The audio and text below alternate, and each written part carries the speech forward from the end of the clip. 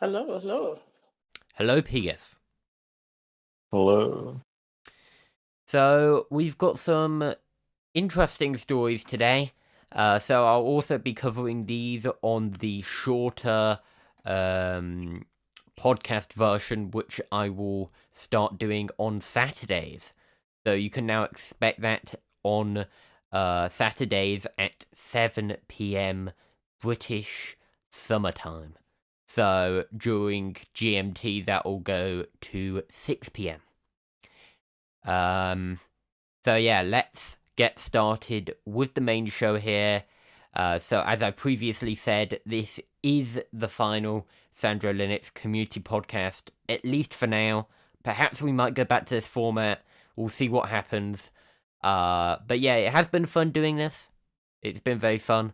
But I think I could make more engaging content which is slightly more well researched and yeah, just overall got a bit more thought to it. Yes.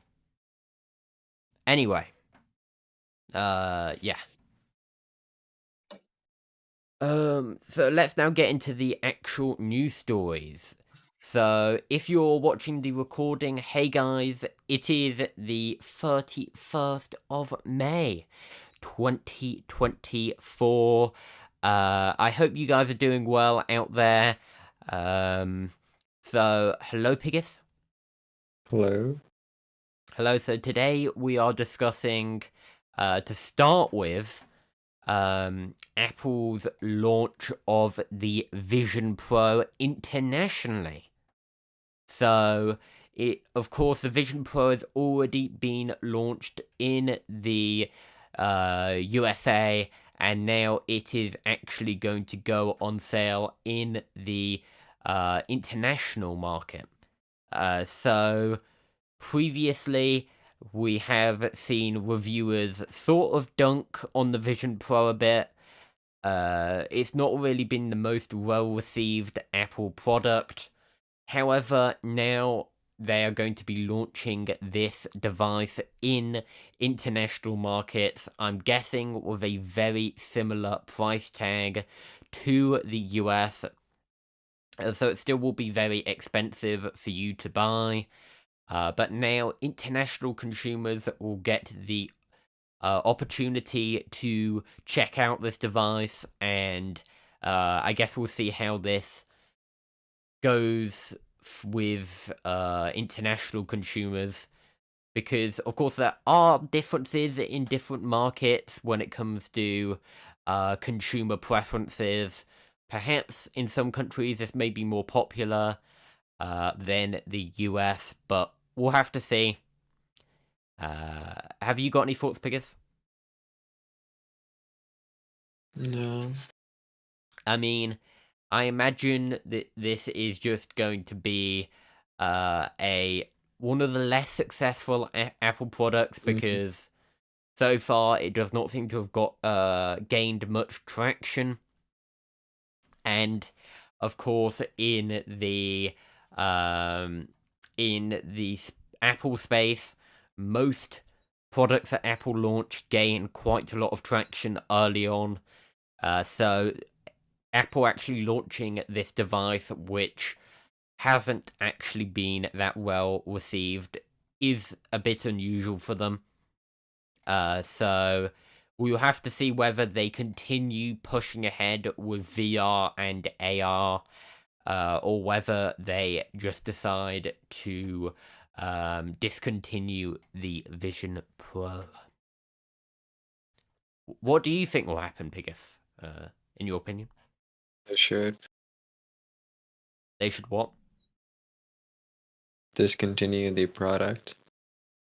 Oh, okay. So you're in the camp of they should just discontinue the product. Discontinue the product. And okay. So yeah, cut their losses, I suppose. I think they're gonna, if they manage to make a product that's possibly a bit cheaper than this, I think it would drive a lot more traction.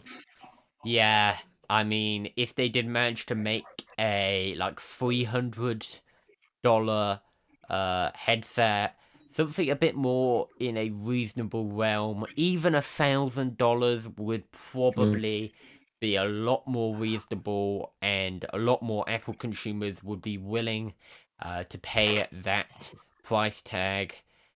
And of course, Apple have historically had a track record of managing to get consumers to pay quite hefty sums for their products. So, of course, there was the iPhone X, which increased prices even more than people initially expected, and that still got sales. But now I think Apple may be seeing some of the upper limits of how much people are willing to pay for their products. Yeah. Mm. Anyway, moving on to the Windows news. So, Windows 11 recall is now already been cracked to support unsupported hardware, so stuff that are not.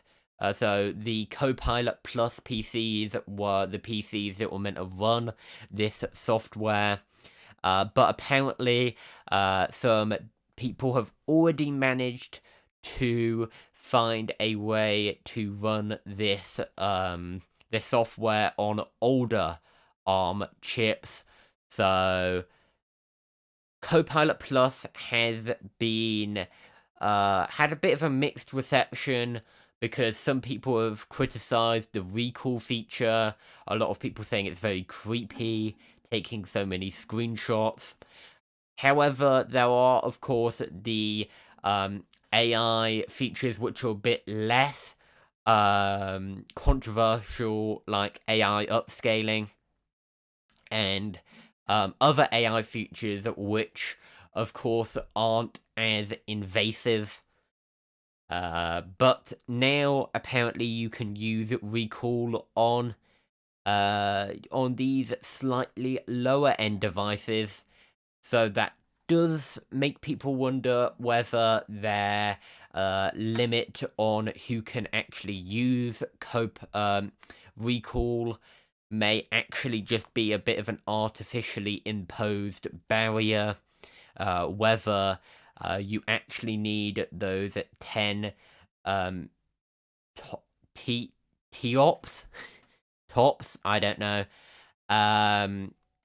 So people wonder whether you really need that amount of processing power to run this piece of software, or whether this is just a way of selling more specifically branded computers. I mean, what do you think, Pigus? Do you think that recall is a feature which will get any popularity, or do you think it will be sort of dead on arrival, or yeah?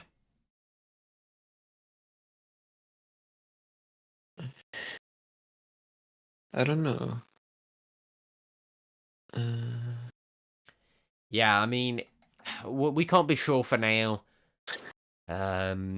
Windows, Microsoft do often manage to get consumers to agree to all sorts of features that they did not really initially agree to. So there was the ads in the start menu. Now that's become a lot more normal. And of course, there were many previous Windows features that people resisted. However, for some people, this could be the last straw. Some people might decide to switch to other OSs such as Linux or BSD. A lot more Linux because it's actually got the hardware and software support, which most people need. But of course, the vast majority of people will just continue using Windows, even if this new recall feature becomes a broader fixture. Mm. Yeah. Now, continuing on with the Windows news here.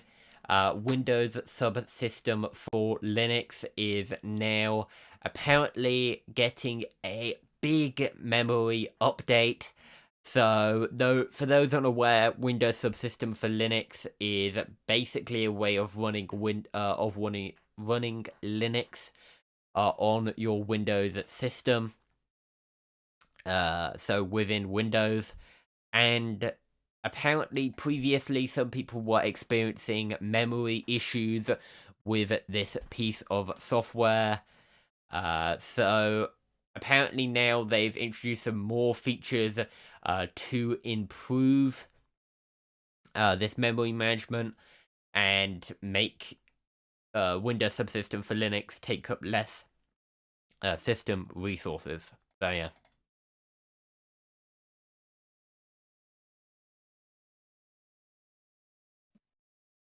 You have any thoughts, Hotshot? Not really. I'm not too familiar with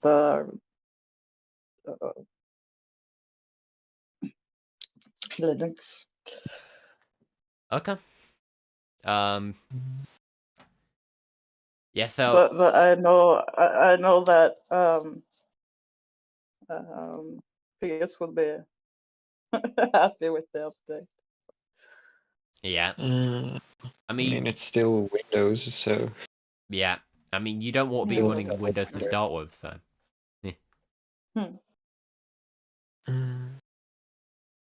Anyway, moving on to the Mac news. So, one big keyboard manufacturer, Keychron, has announced that they are now launching a ultra slim keyboard line for MacBooks and Mac devices in general. So this is a interesting set of keyboards. So there's two here, the B1 and the B6 Pro. So the B1 is slightly cheaper than the B6 Pro, but both have some features that Magic Keyboard do not. So the Magic Keyboard does not have a Wi-Fi dongle, not Wi-Fi dongle, a 2.5. Let me see here. So a 2.5 gigahertz dongle. So of course so Keychron allow you to both have the dongle as well as Bluetooth, whereas of course the Magic Keyboard only has the Bluetooth option. So if you do want to use a 2.4 gigahertz wireless dongle to connect your keyboard to your computer using USB, then that could be a good option. So that's one selling point for this keyboard. And both keyboards also have concave keycaps and a scissor mechanism. So a scissor mechanism is slightly better than the standard membrane keyboard. So that is a bit of an improvement for Mac users. And it also supports ZMK, so that is a open source firmware for keyboards which allows you to do customization.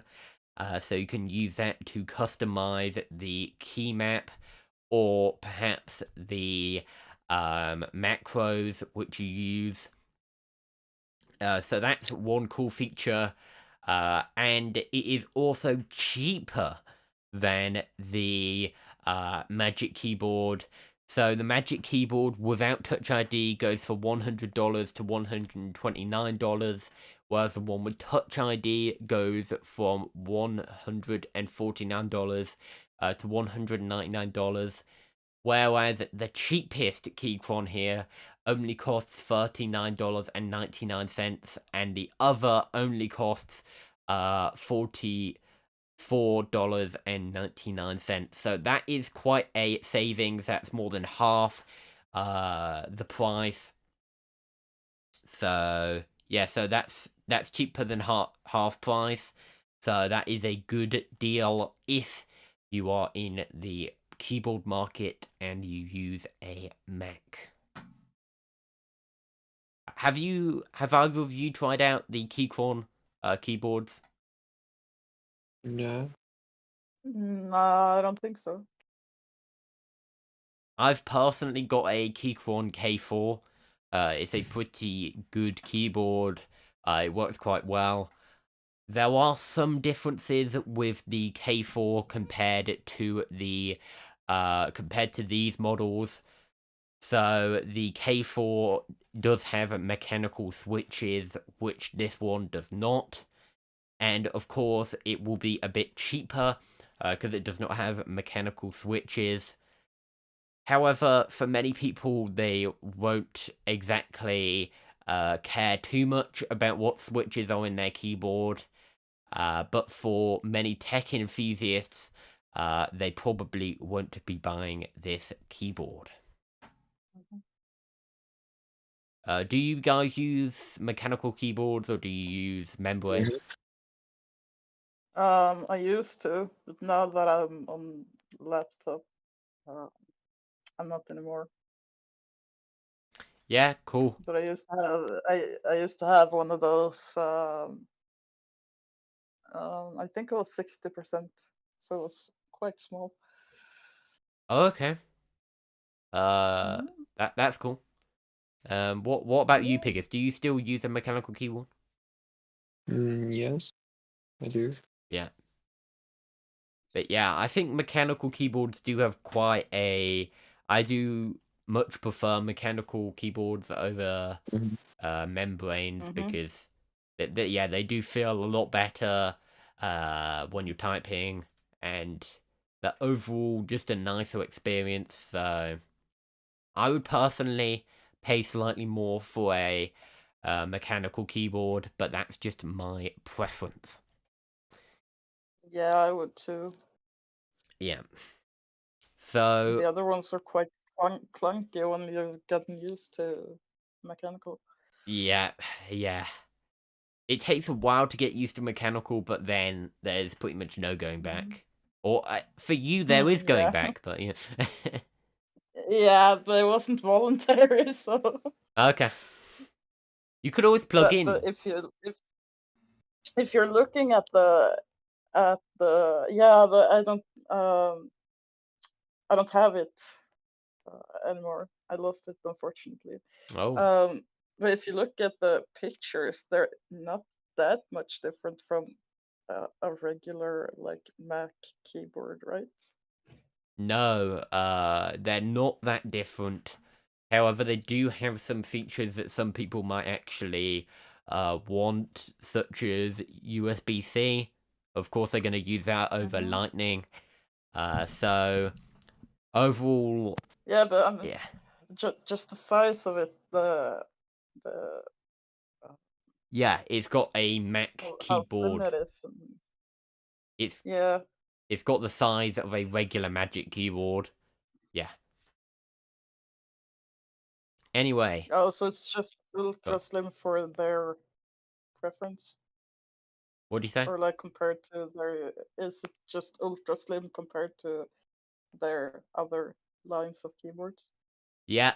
However, certain consumers Okay. do like that. I mean, yeah, I think a lot of Mac users prefer slimmer keyboards because, of course, Apple sort of pride themselves on making really thin devices. So Hmm. yeah. But yeah, so the next story is about the about um a Android launcher. So have do either of you use a custom launcher on your phone? I mean, I don't personally Mhm. right now, but I used to. I do. Yeah, I don't know what it's called though. is it Apex? And no. Okay. I used to try out like all the different Android launchers, but then I sort of gave up because they really slow down your phone if you want too many of them. And yeah, I used to try all sorts of different stuff, and I'll probably go back to trying some different launchers.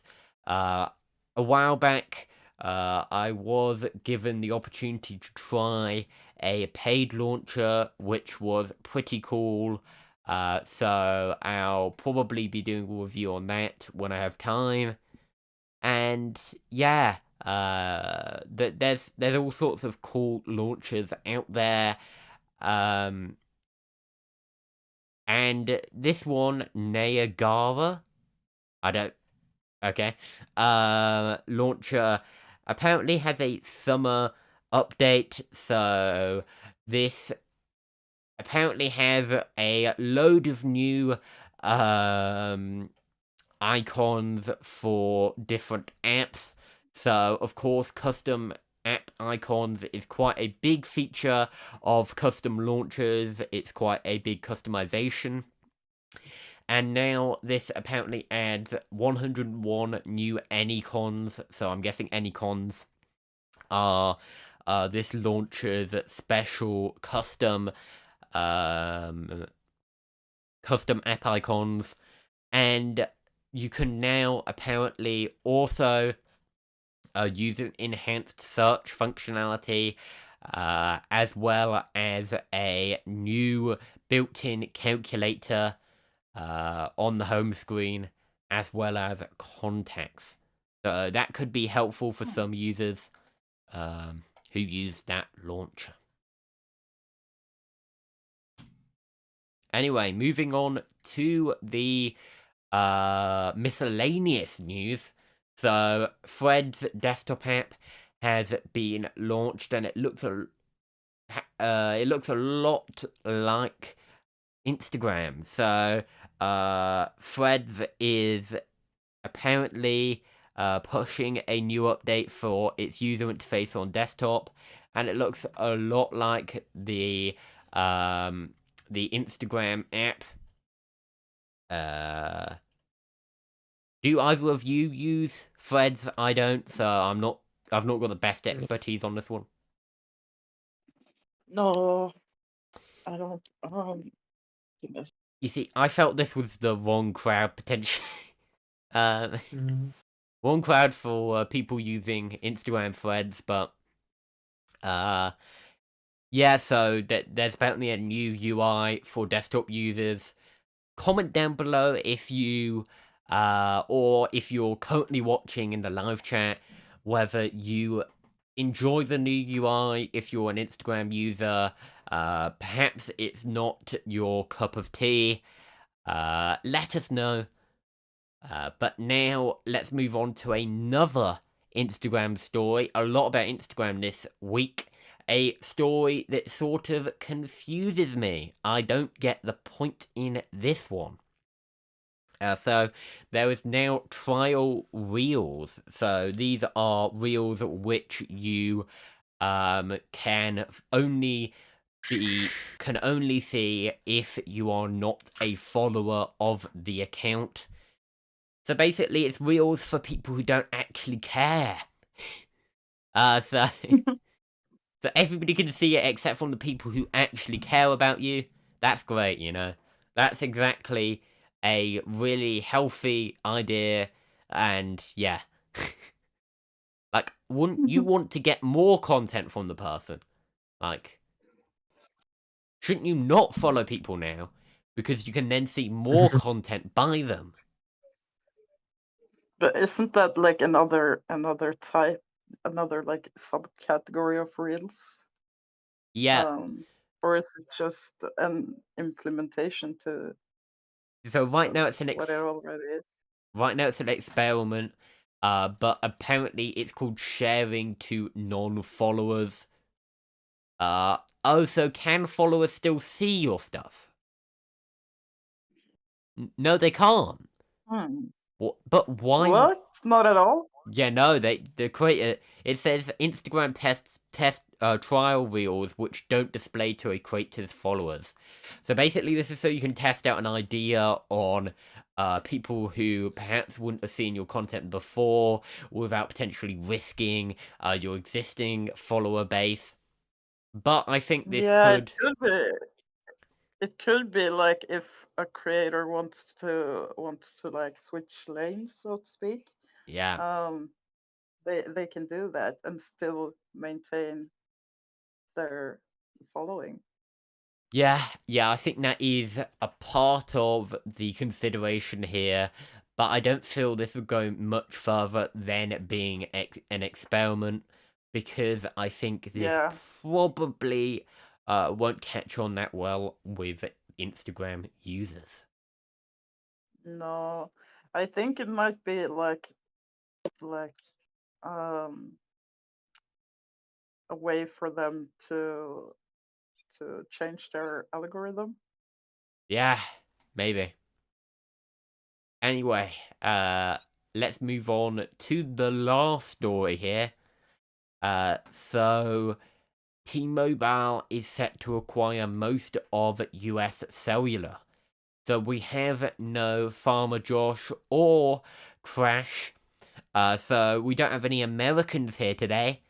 So nobody who's actually directly affected by these changes.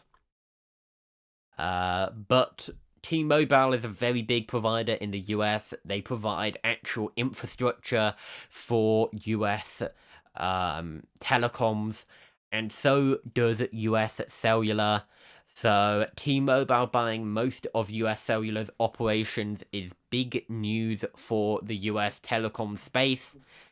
Because right now there is a big five. There's big five operators. So there's AT&T, Verizon, T-Mobile, Dish, and US Cellular.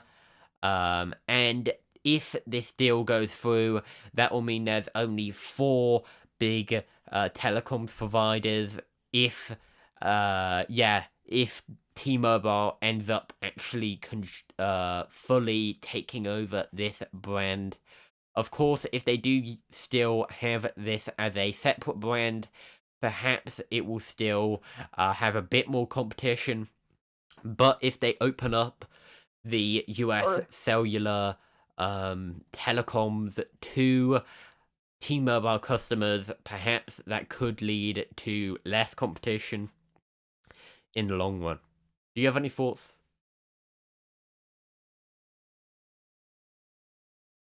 I mean, um, if Dish... I think I think it's a bad idea. Yeah, it looks like this could become a bit anti-competitive, because we've went from the big five. So there was Dish, which, maybe not as big as some of the others, but they're now, their status as a cellular network has been in question a bit, and now US Cellular is also being bought, which, yeah, it just overall contributes to a pretty bleak picture for US cellular competitiveness. Anyway, thank you guys once again for watching. You can hit that like button if you want to, guys. Thank you for watching. And check out the podcast each week on Saturdays. That will be a new thing. Thank you, both of you, for commenting upon today's stories and being here. Yeah. Have a nice day, both of you. And have a nice day, everybody watching. I hope you have a nice week.